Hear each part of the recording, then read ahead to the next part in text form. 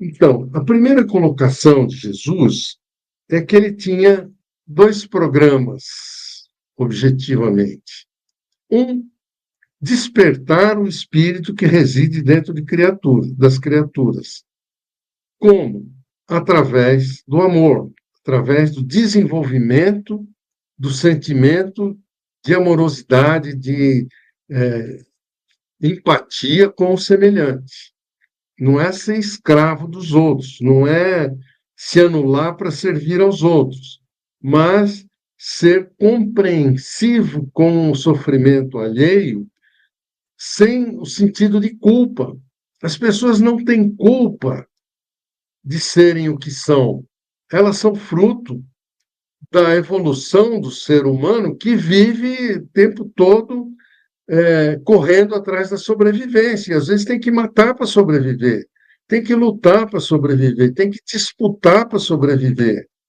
Então, as pessoas não têm, muitas vezes, culpa pela própria maldade. A maldade só existe quando a pessoa tem consciência de que o mal é vencedor do bem. E nesse processo, então, ela se torna má e com crueldade, com vontade de ser mal. Mas enquanto a pessoa está só se defendendo, não tem maldade. As próprias leis humanas já catalogam na justiça o direito à legítima defesa. Isso foi Jesus que entronizou, que mostrou ao homem que ele não é culpado, porque a natureza do Criador que criou isso aqui é que é inferior e gerou um ser complicado que, para se sobreviver, precisa se defender. Então, esse é um aspecto. A outra coisa, Jesus não veio especificamente para os povos, o povo judeu. Né? O judeu, na, na época de Jesus, se considerava o povo eleito. Mas eleito de quem? Eleito de Javé, do Criador material. E esse povo se achava o detentor do direito de dominar a terra inteira por ser o povo eleito pelo Criador. Jesus veio mostrar o contrário.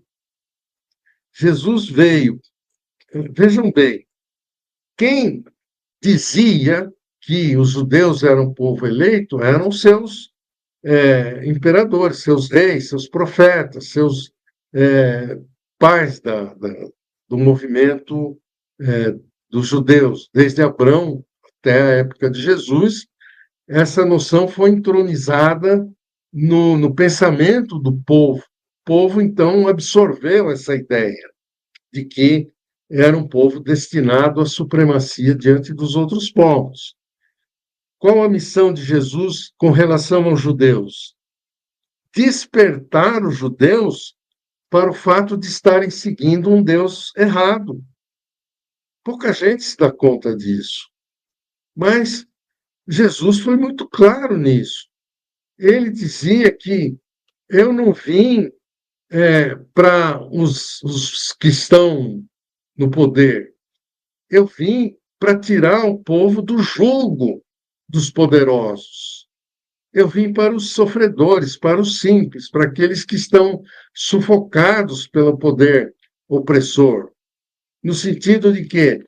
De que eles se libertem desse poder, não com violência, não com repúdio, mas com o despertar do seu espiritual, do ser, da centelha divina que habita cada um. Então, essa era a missão de Jesus, despertar o espírito que habita em cada um, cada ser, que estava submisso ao corpo físico. O espírito que é superior estava submetido à circunstância biológica. E é isso que Jesus quis mostrar. Eu venho do reino dos céus, é o reino dos espíritos. É para lá que vocês vão. Não se iludam com isso aqui. Isso aqui é temporário. Vocês caíram numa armadilha, estão aqui expostos ao sofrimento e contraindo dívidas que não deviam.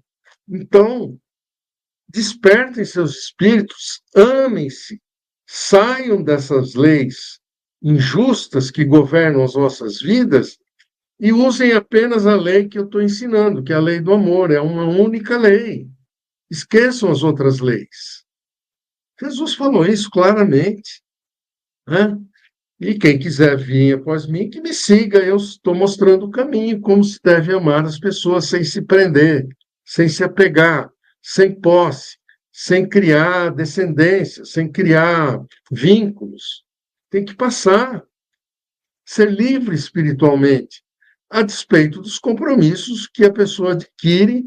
Esses compromissos não podem ser maiores do que o compromisso do espírito com o reino dos céus. Então, essa complexidade teológica, tudo isso o Chico foi explicando em várias oportunidades, dizendo a mesma coisa, às vezes com outras palavras. Aí ele dizia: olha, mas apesar dos judeus encararem Jesus como adversário, e quando Jesus estava na Judéia, crucificarem ele como um espetáculo, que a crucificação normal a gente sabe, né? Era você pendura o sujeito na cruz lá e ele morre por asfixia. É um sofrimento que vai apagando a pessoa aos poucos. Não é um sofrimento como foi o de Jesus, que foi um espetáculo de carnificina. Chicoteado, coroa de espinho, cusparada no rosto, tropeço, lança, cutucão de lança para ele andar, um inferno. Aquilo foi um espetáculo para que todo mundo soubesse que ele não era dos judeus, não era o Deus dos judeus, mas foi crucificado como o rei dos judeus. Veja que paradoxo, né? Que ironia. E, de fato, por um aspecto, ele não tinha nada a ver com o povo judeu, que é o aspecto biológico. Mas, do ponto de vista espiritual, ele veio resgatar os judeus para a espiritualidade. Então, ele foi rei dos judeus nesse sentido. Mas ele não veio só para os judeus.